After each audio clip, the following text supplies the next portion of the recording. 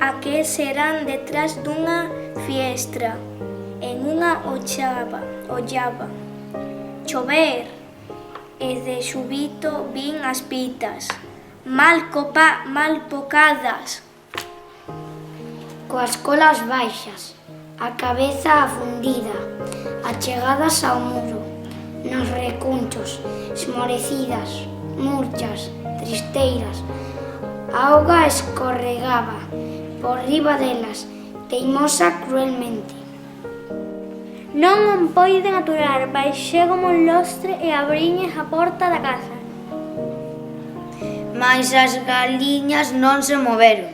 Chaméinas en van. Churras, churras.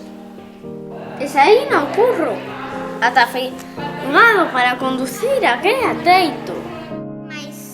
Mais cando chegaba a cabo dunha ave, esta fuxíame e afastábase máis cada vez. Así mollado, eu mesmo ata non poder máis, púxeme a berrar e a chorar con moito desconsolo.